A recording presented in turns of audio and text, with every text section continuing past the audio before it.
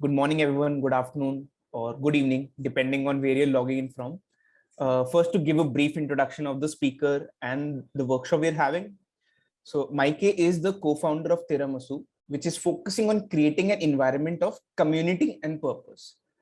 After working in the corporate world for some years, Mike started getting into the latest technology trends, and she quit her job and started an innovation studio to focus on using technology for well-being and impact.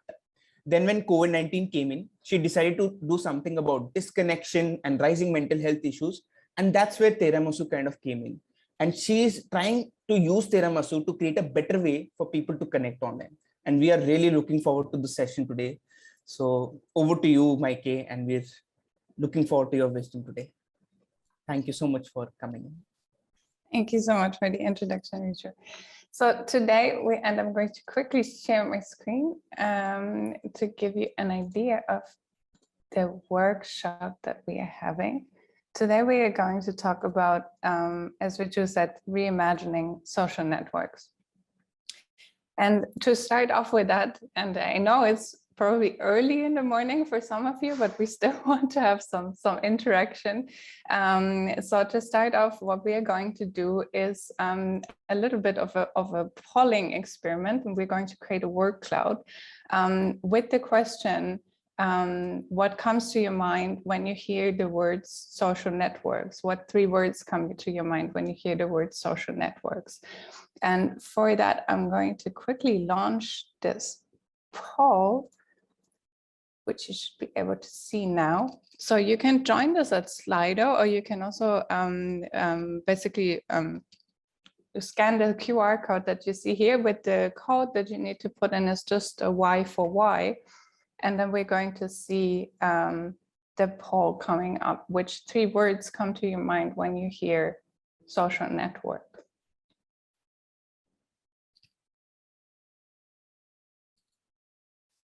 And in the meantime, you can also basically put in the chat where you're dialing in from, how you are today. And we're going to make this a little bit of an interactive session. I hope that's okay with you. So, but first, Slido, which 3 words come to your mind when you hear social network?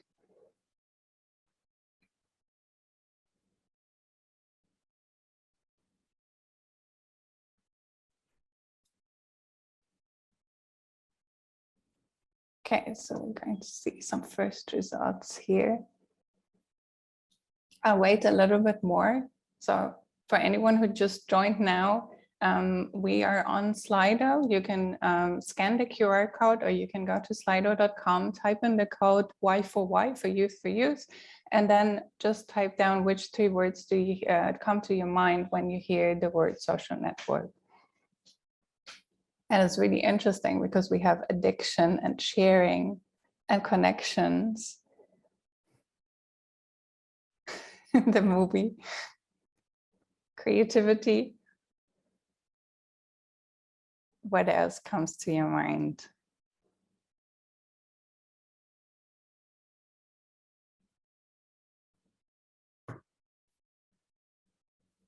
Scrolling, envy, future. That's very interesting.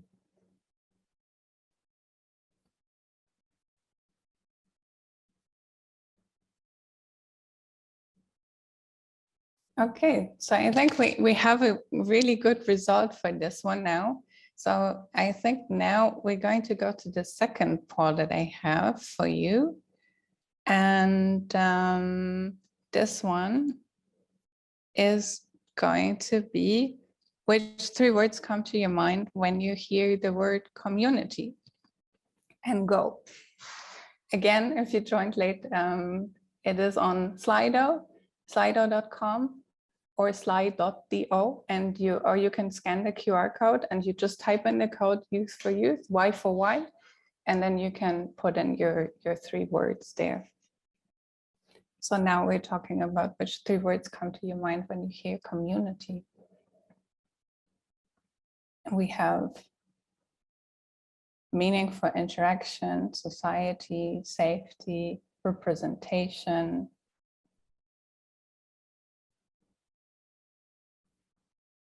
what else have you got?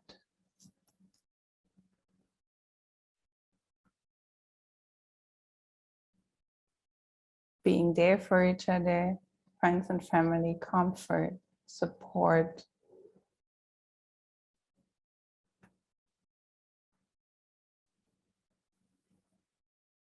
Representation, bringing change. Okay, I think these are some really great results that we have, and it's still growing. So you can also feel free to still continue to putting your things or your input there. I'm going to go back to the presentation now quickly. And this is what we've done. So I think we need 1 more minute.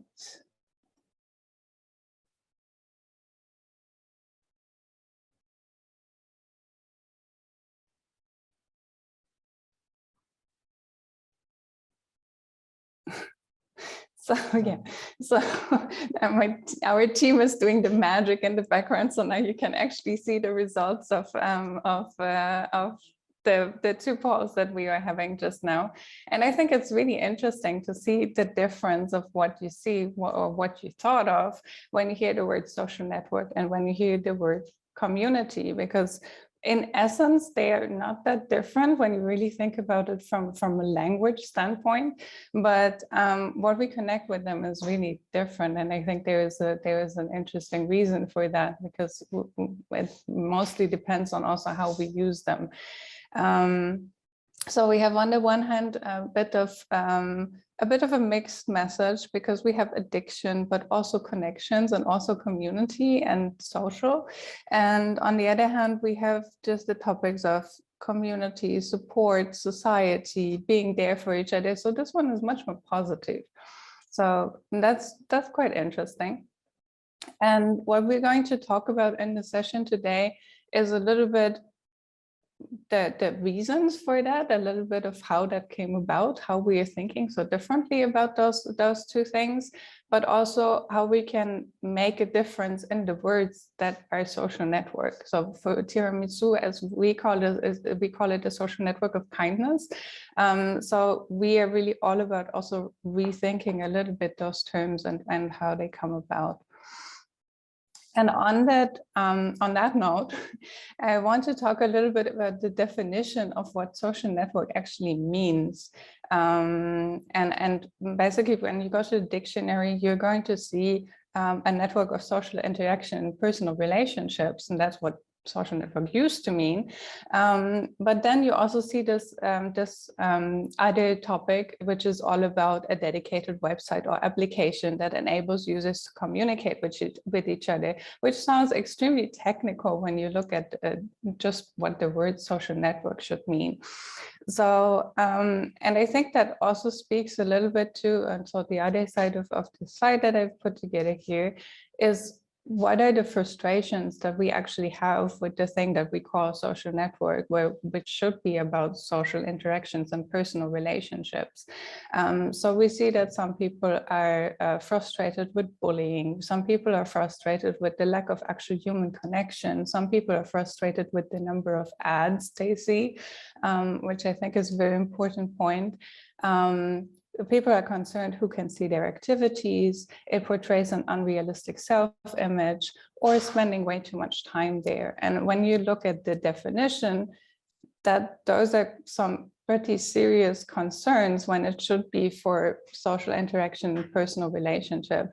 And then on the other hand, because those are like 30% of the people that are using it, on the other hand, there's also a lot of positivity, because it is all about connecting. It is all about exchanging, community. So where does that come from, and how can we do better with this term and with these social networks? And I think for me, I want to also go a little bit into my personal experience of where does that come from.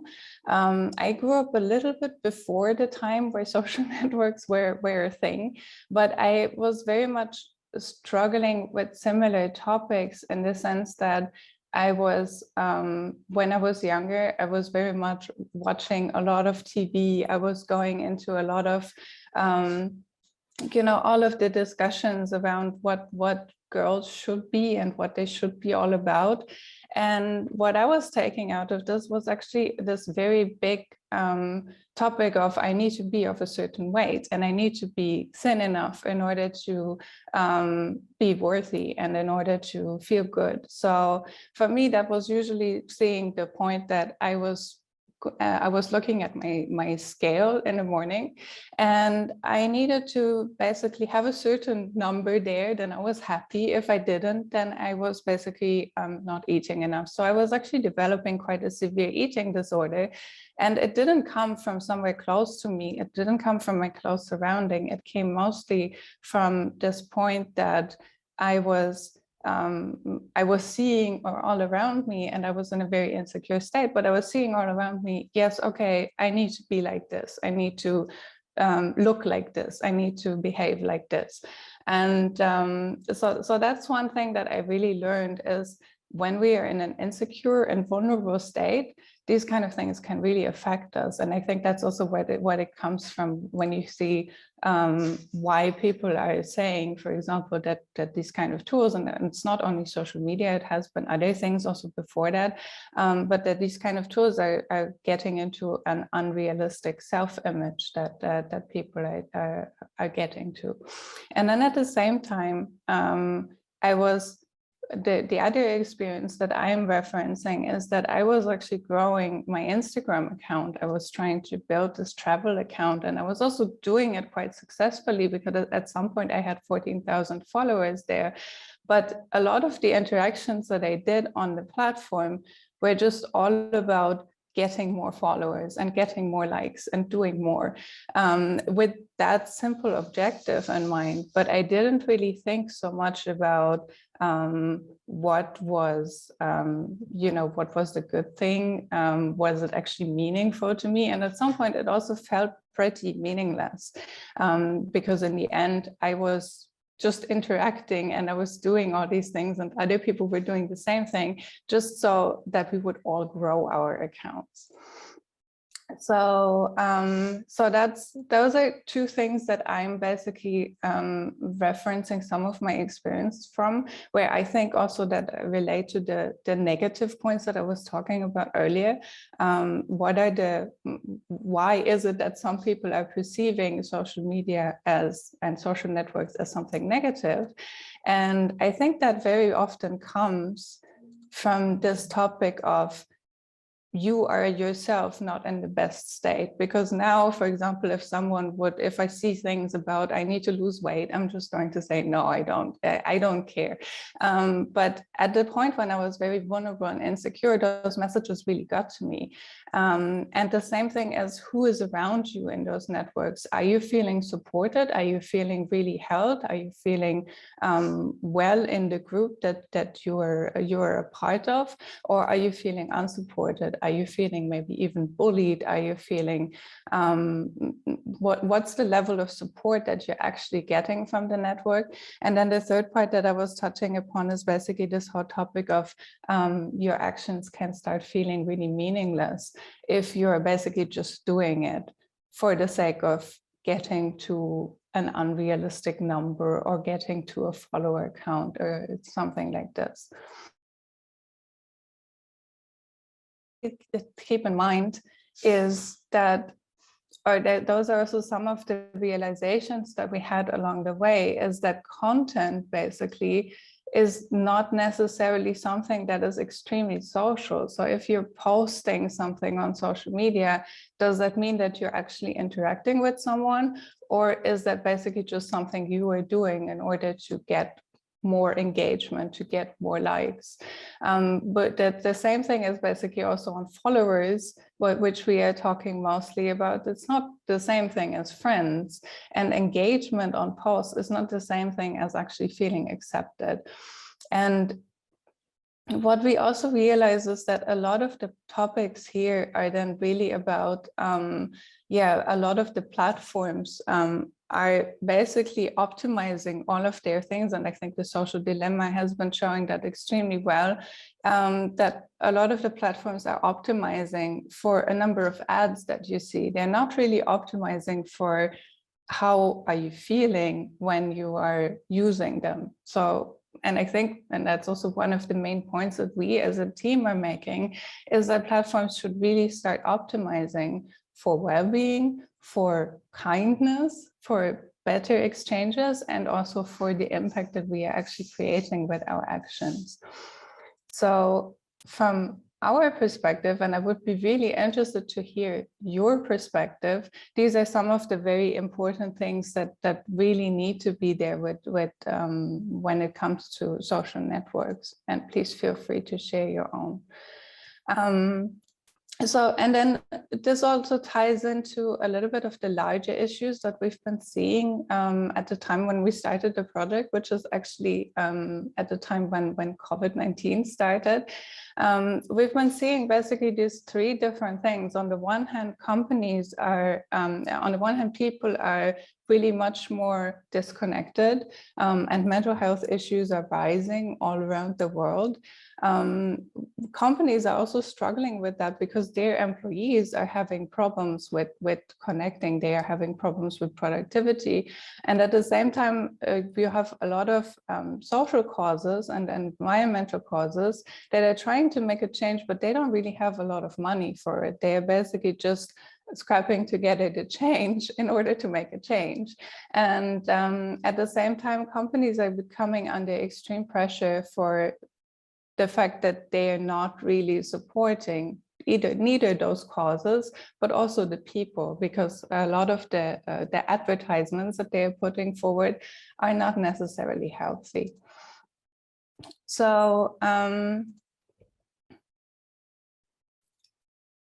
so one key thing that we've been learning about is basically how social engagement and how well-being is actually really a big part of our brain health, of our mental health in general. But I say brain health because brain health is also much bigger than just mental health, but just the social and the well-being factors of it. And there's this really interesting study and also a project. It's called the Brain Health Project from the Center of Brain Health at the University in Dallas, where they really looked at what are the things that are making up the health of your brain, and they're starting to measure that. And you can clearly see that basically things like social support, like kindness, like social engagement, but also personal resilience and the quality of your life and your daily mood and your stress, that they all play a big role in your brain health and in your factors there. And so that's one thing that is really really important to keep in mind, and that we are also really thinking about a lot, is basically everything you do with your daily activities, with your time, is actually having an impact on how healthy your brain is in general and how well it functions. And so what we realize is that this topic of kindness, this topic of taking care of not only ourselves, but also other people, is actually something that is really important for us to feel healthier. So that's when support is also getting another really important side. And so what we are thinking about when we say, what's the meaning of social network? From the topics we had earlier, we had addiction and we had feeling unsupported and things like that.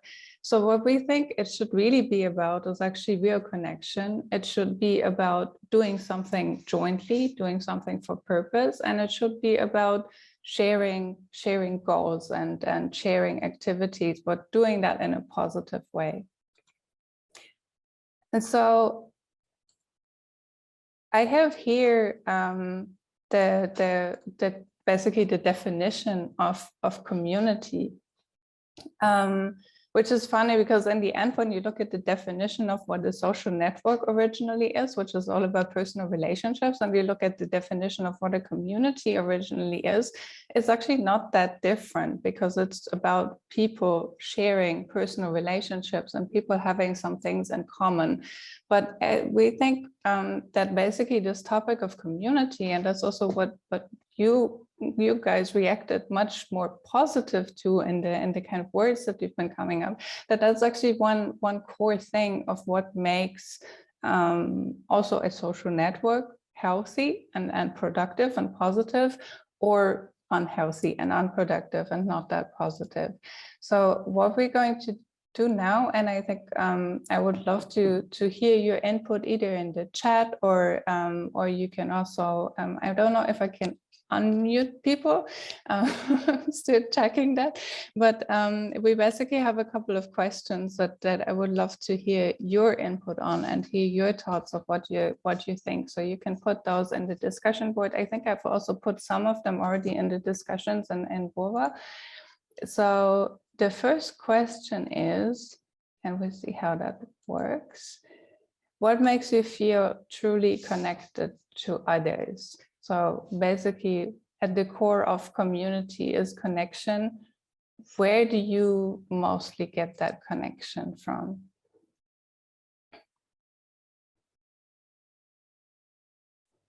I think we're already having some answers here in the chat. Rainer is saying, feeling much better when I see stories shared by friends that are guided toward mindful practices, awareness on well-being, as opposed to flexing of status and money. Yeah, I think that's a very important point. It's like also what things are you sharing? Listening skills and empathy.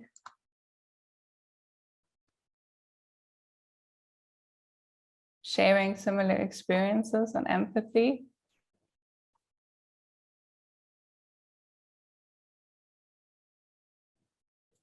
Okay, so I think we can already see that basically listening, sharing, common interests, taking chats from phone calls and conversations offline, knowing people's stories, vulnerability, honest communication. Yeah, so we can really see that it's all about, yeah, basically sharing a little bit more and sharing the right things, representation. Okay. So the next question is,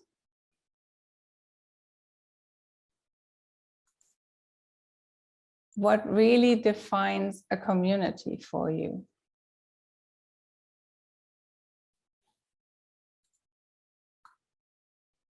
It's a hard one, I think.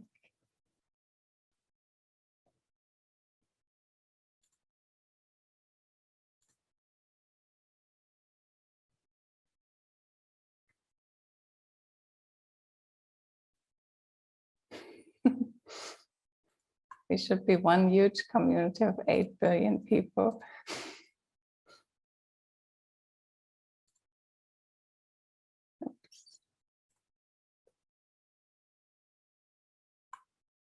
A place where everyone can be themselves.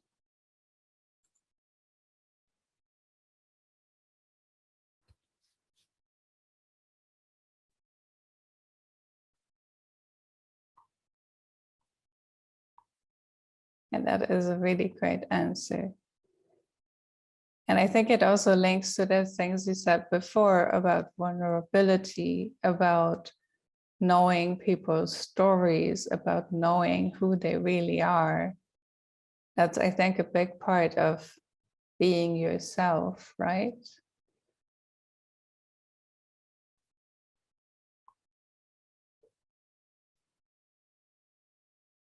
People who are together with a common or similar goal, like one big family.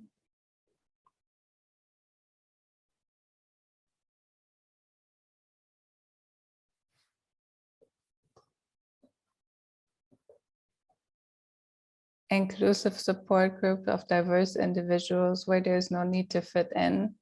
You're great the way you are.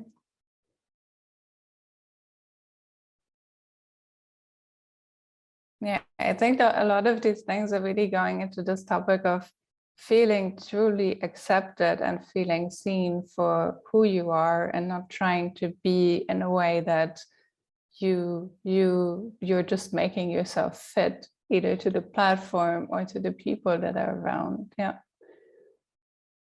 Community which empowers me and my best capabilities, and vice versa.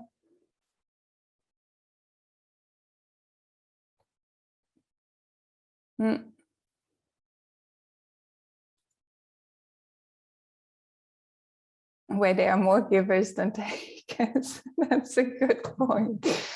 Yeah. So on that note, the next question is, what do you hope to get out of being a member of a community? So more giving in than getting out, I guess, is a really important point of that. But also, what do you hope to get out of being a member of a community? Happiness and contentment. What else? Growth. Love. Oh, I think we should have made this a word cloud too. That would have been really nice. Give and receive help.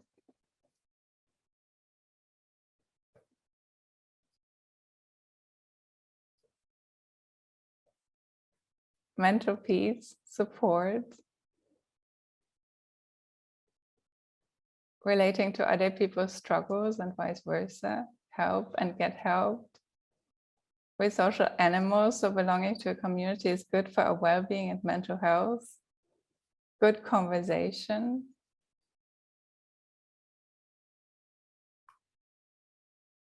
Get and give support, emotional fulfillment. A place where judgment isn't a priority. Meaning. That's really cool. I love all your answers.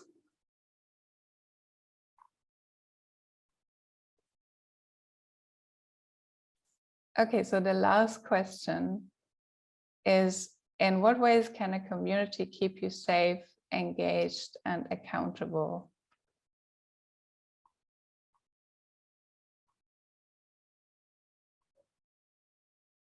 That's probably a bit of a hard one to think about a little bit.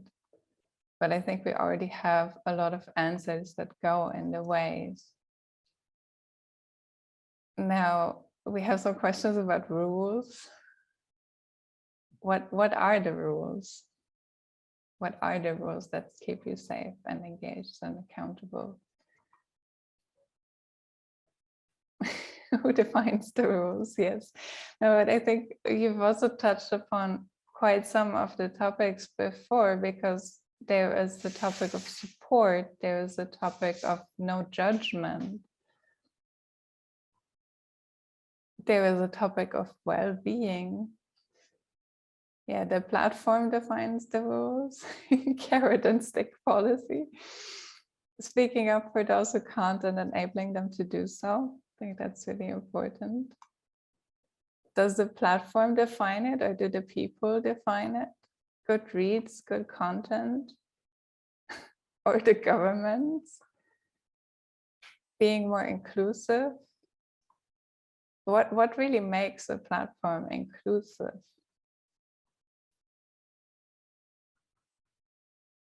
Diversity, creating an understanding mindset.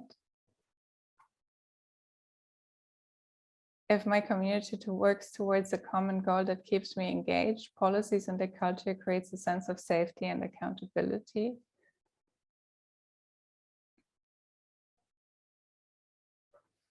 Yeah, I think we've seen, like, this is a very important question also, like, what's the role of the people, and how are we all kind of part of building communities that keep us safe, and what's the role of a platform or others that are defining the rules of the engagement? I think this is a really important question. And then, do we need policies, or if we are basically just all behaving in a good way, does that work? like it's a really interesting topic.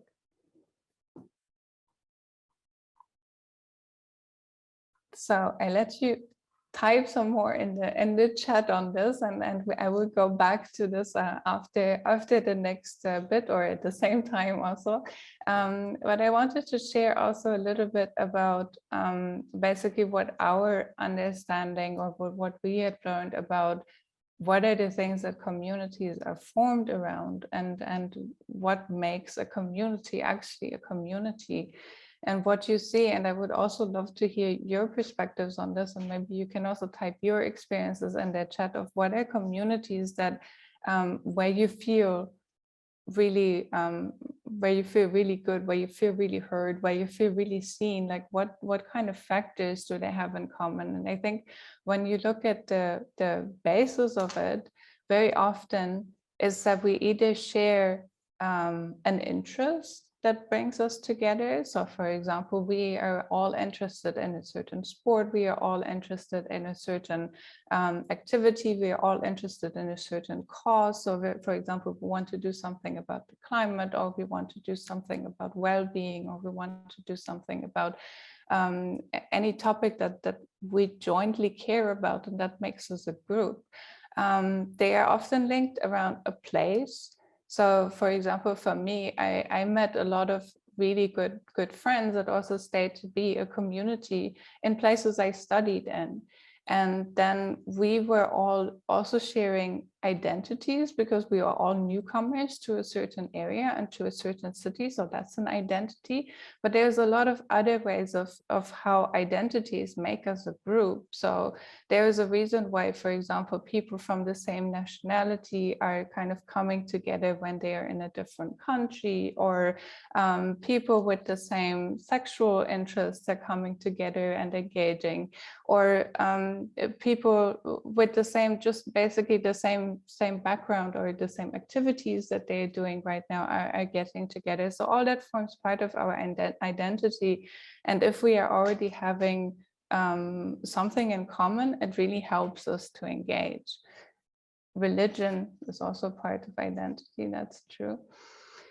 And then there is this other part that is really also about sharing purpose. So for example, if we are coming together, and I think that's also very closely linked with the interest. So what is this group? What is this community for? What are we really trying to do?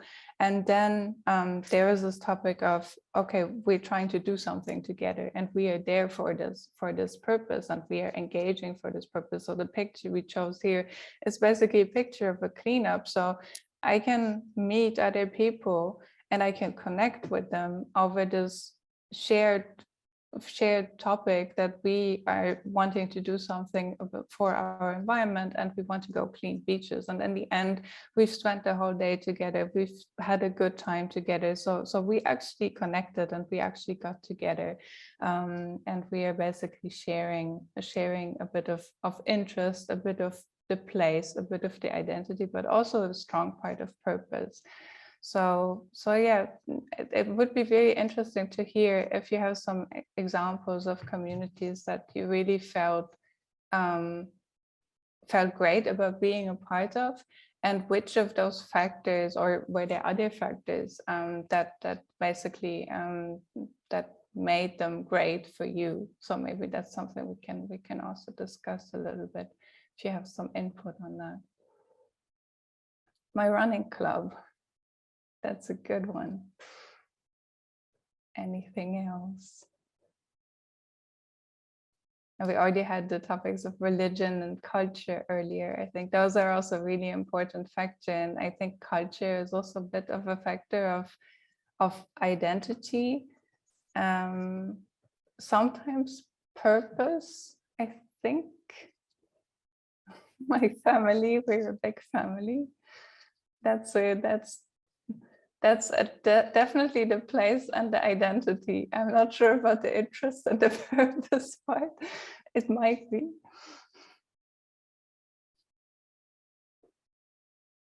Common goals, team-like environment, improving each other, exploring new places. sporting activities, not following the sport, bring people together. Yeah.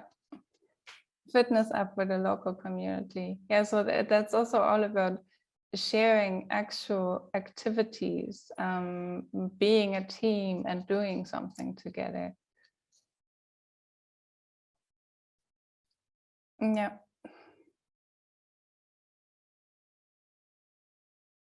No, those are great examples.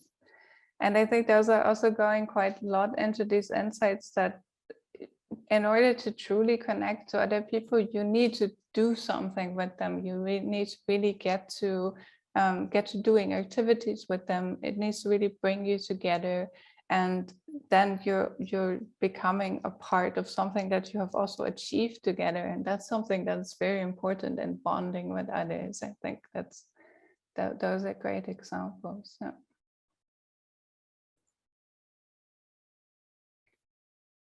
So one thing we also wanted to share with you, and that's actually from a book that is called The Great Good Place, which was, I think, published in 1989. It is a really great example about what community can actually mean to you, and how we can maybe define it also. So what this book says is that we all have a first place, which is our home, which is the place where we rest and where we retreat and where we basically have built our home and our immediate surroundings. Then we have the second place, which is where we work and where we earn our living. And then we have the third place, which is somewhere where we can connect, where we can share our thoughts and dreams, and where we can have fun. So yeah, and that's a very true factor for the second place. It doesn't need to be work. It can also be study. It can also be basically what we do basically for our daily work. It doesn't need to be just work. But the third place is basically this place that has a little bit of the freedom of who we want to be and who we want to connect with, because the other things are usually some things that you don't necessarily, you don't choose that much on, but you choose where your home is, but you also have to have a home, and you also have to have, in most cases, you have to have a work. But or some way to earn a living or to increase your knowledge. But this third place is really the one thing that is very voluntary, and that's also the way that it's basically it's defined as something. You need to have some good people there, and it's a totally voluntary experience that you join because you want to, and that's why it forms quite a lot of your identity. So we really love this idea of a third place. And that's then also for us basically, and on the baseline of building communities, a really good question is the one that I'm asking you now. What does your third place look like? Like what is the thing that you most care about when you think outside of the home part and the work or study part? Like what kind of factors does your third place need to have?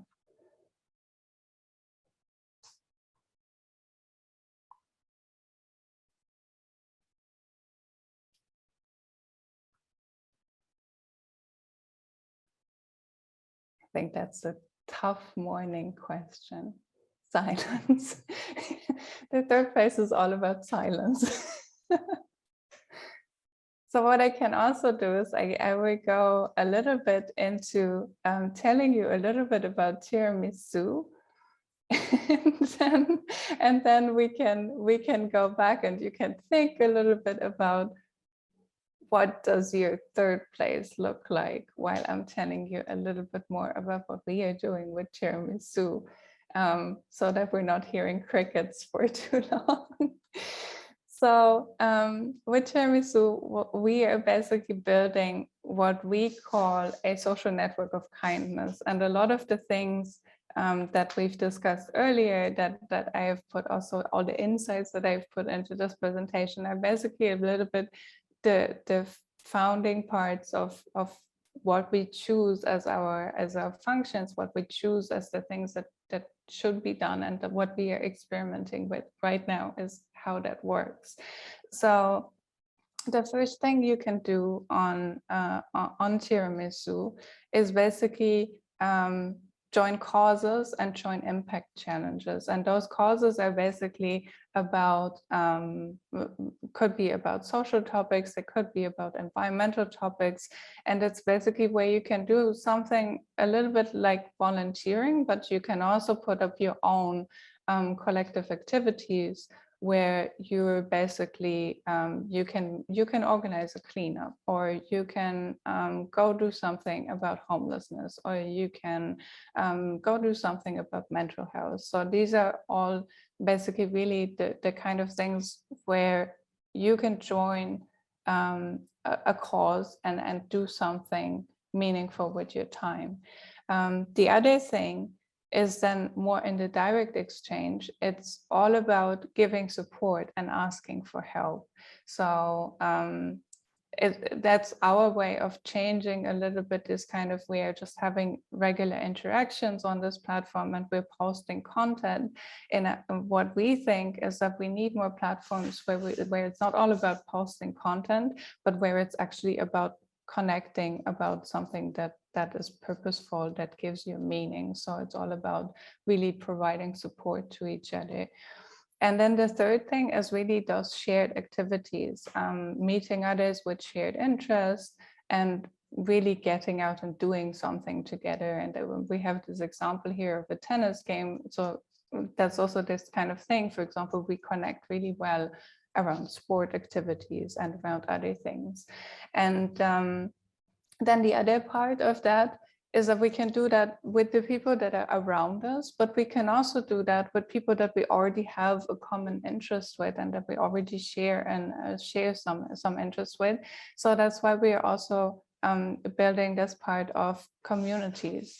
And then a community is something that is run by anyone, could be you, but basically it's all about having a shared interest in common. And then you can basically post your requests within a community, or you can post them publicly. So that's a bit the basis of what we are doing with Tiramisu currently. And I will share a link later on, and we also already have it, I think, in the chat.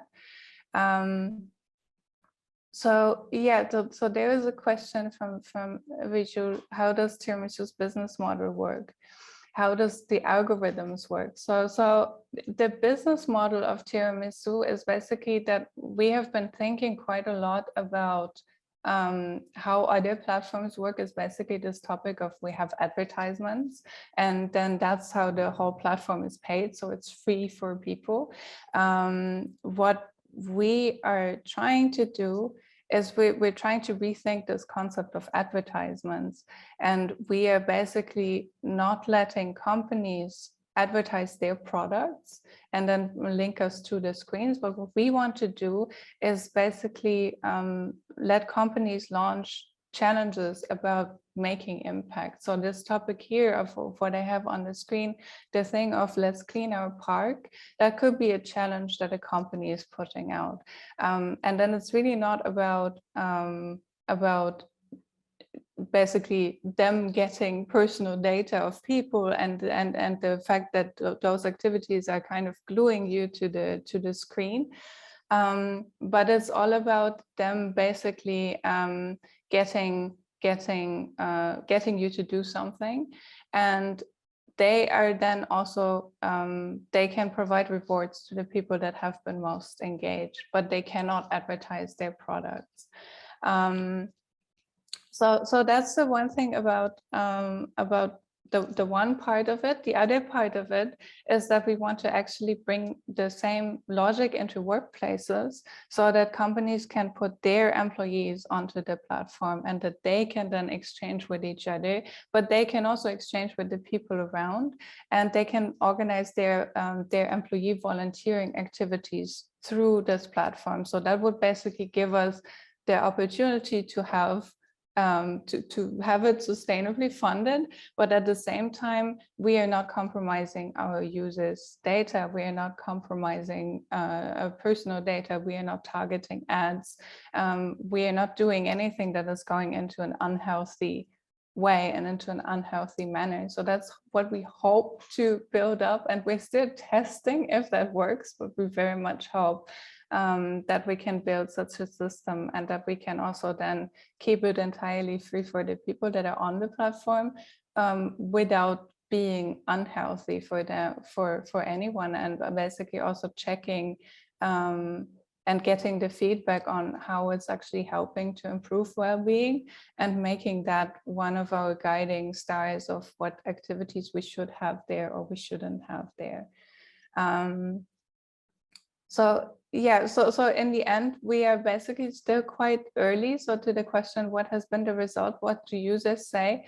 So we are right now just in the launch. So we don't know that much about what the users are saying just yet. We have tested it with some people that really liked the experience. But we are now basically in the process of rolling it out some more and of testing it some more. So I think from all the conversations we had,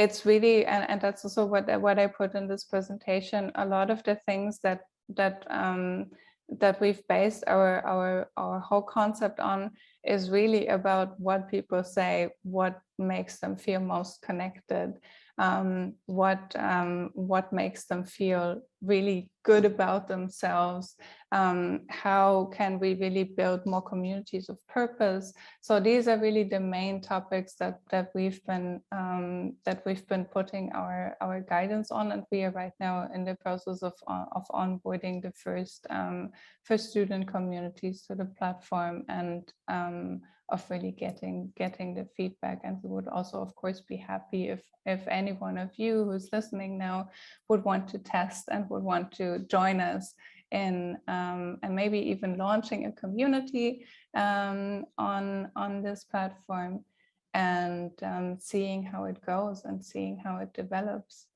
And I will share a link for that a little bit later, but I still want to go back to that question about that third place, in case anyone has some thoughts on that, or if you have any other questions to me that I can answer or discuss, or if you want to say anything else about communities or discuss anything else about communities, I will now keep this open for having a discussion about what should communities really look like, or what other questions should we be talking about before we're closing the session?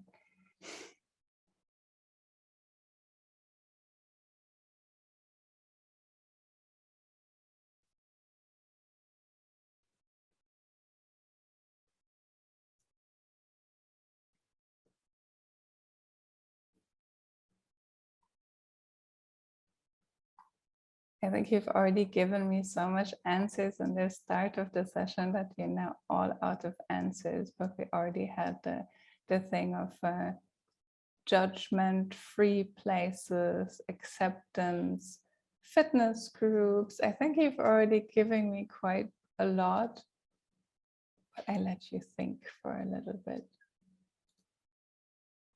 Okay, so we have first answer. My third place should have two purposes: have fun and spend some quality free time, and continue working on my purpose and bring back to the community. Give back, yeah.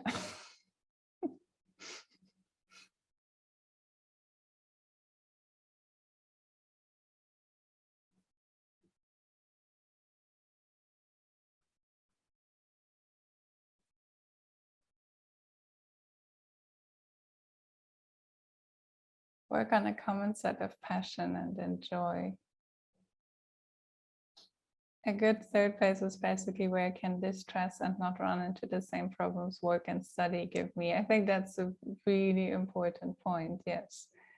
Because it's also the thing of you're having probably very many stressful environments in your life. So that's also one thing of where this third place or where the community should really help you to get rid of the pressure, get rid of the stress, feel better about yourself, about the things around you. I think that's very much also what I would put in my own definition.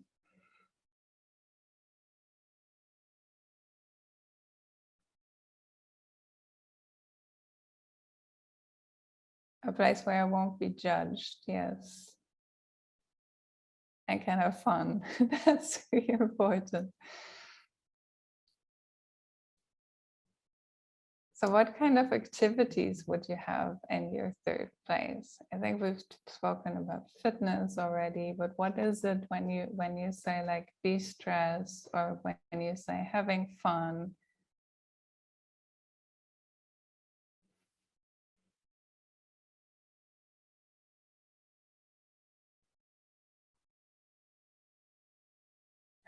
Ten minutes of meditation to start with.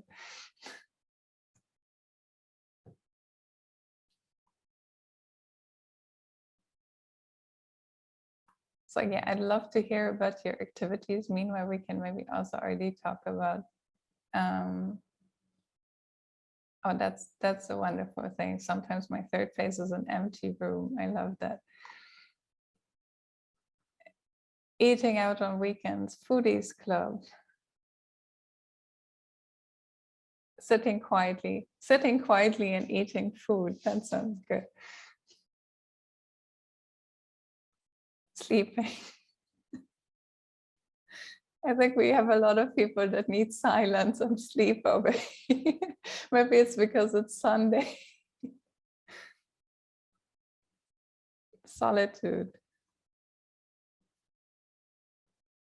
But that's also an interesting topic, and yeah, mindful practices, because we're otherwise on autopilot. But I also think it's an interesting topic. Do we actually need places more that are about connection, or do we also need places that are about taking time out and reflecting and being on our own, which is also kind of important? And is that something you would do as a group, or is that something you just need to do by yourself?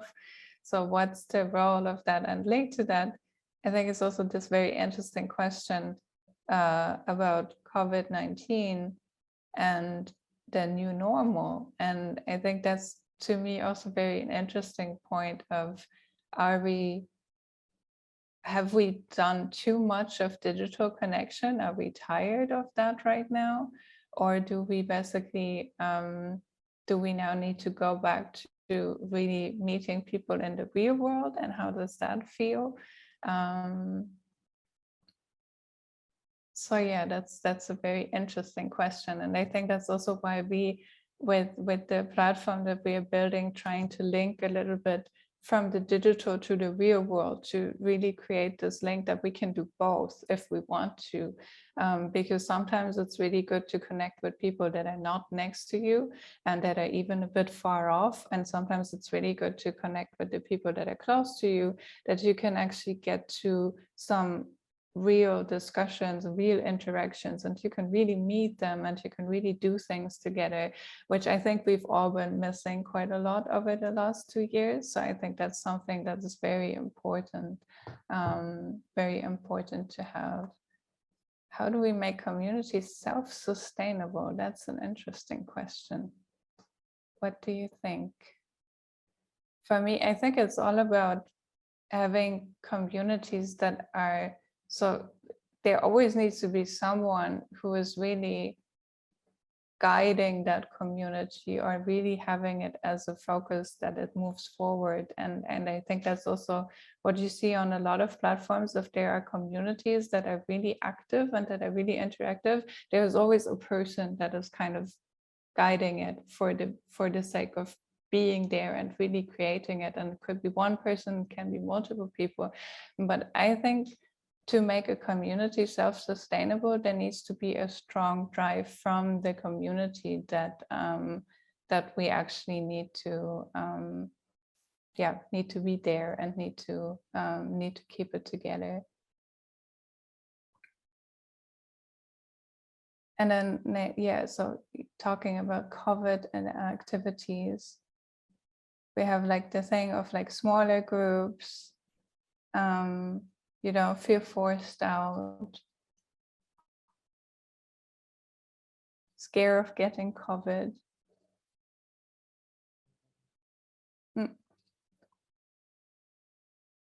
Yeah, I think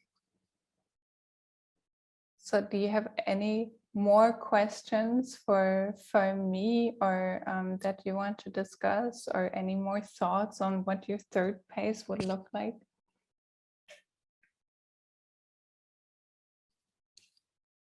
And also what you think makes a community self-sustainable. I'm very interested in that.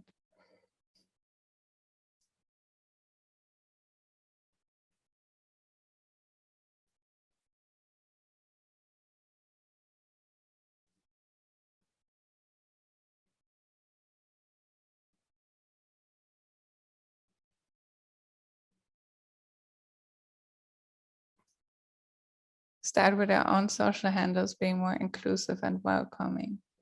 I think that's a really great point, and also a topic that I've been personally thinking about a lot is like how can we as a person also change what we are putting out in the world, and because in the end we can basically go with what everyone else is doing on a platform, but we can also basically change a little bit about the things that we are putting out and how we are acting. And if we all do that, it's also changing quite a bit of the interactions that we are getting. So I think that's a very good point. It's basically the topic of starting with your own behavior, starting with reflecting that, and starting with changing that. I think that's really important.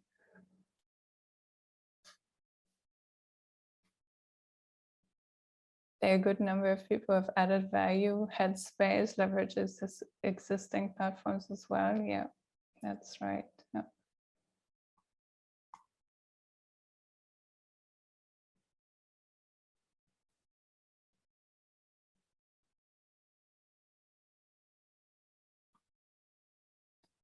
And the example of Headspace is also going into this topic that sometimes what we need is disconnection and solitude and a mindful space. And I think there is also some very interesting tools and platforms that are starting to focus on that and really building out that part. And then the other side of it is then the side of when we need connection and when we really want to get together with people. What are we doing there and what can we do there? So I think those are two very interesting points. And this maybe it's not even just one third place, but we even have a fourth place, which is the place where we need to reflect and feel by ourselves. And the third place is the community. So I think that's really good addition to this graphic that we've been putting out. Is there a limit to the number of communities we should have? Because the more communities we have, it would dilute the connection. Yeah, I think that's really important. I've been actually just reading yesterday about this topic of how our number of connection decreases with our lifetime, because in the end, we are really getting together more, or like the shorter we perceive we have to live, the more we are focusing on just the people that matter to us. And I think there is always a time in life when we want to connect to as many people as possible. And then there is a time in life when we want to just focus on a few people and keep them close. And I think there is also this point of, at some point it's just too much because we can't even follow anymore. We can't keep up with all the people that we're trying to interact. So I think it's all about finding a good balance between those, but also making sure that you're only in as many groups and communities as you can actually keep track of, and as gives you something positive, because otherwise you're also starting to be very much focused on just keeping up, and it stresses you out in the end. So I think that's a very important point. Humans cannot cross maintaining real relationships be around 150 people, yes. And then the question is, what's a real relationship? Because I think we have so many connections, digital connections, that we kind of think of as connections, but we don't really interact that much with them. I'm not sure they really count into the relationships, but at the same time, it's very hard to keep track of all the interactions as well. Yeah, we can't interact in a meaningful way with more than 150 people. Yeah.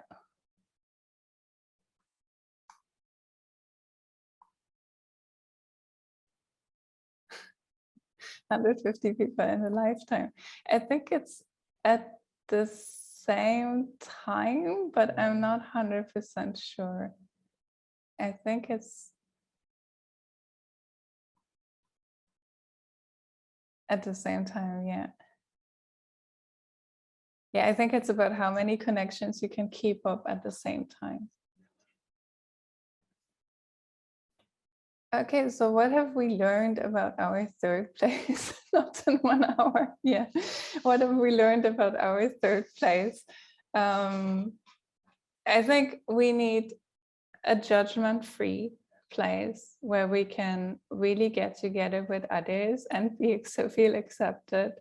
We need to connect over shared activities. We need to focus a bit more on community and maybe also rethink a little bit the term of social network.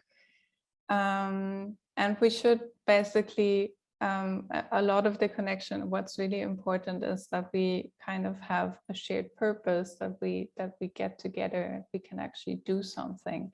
And we need a fourth place where we can actually be by ourselves and reset and have a little bit of solitude and think about what we are doing. I think that's a really great outcome of the session.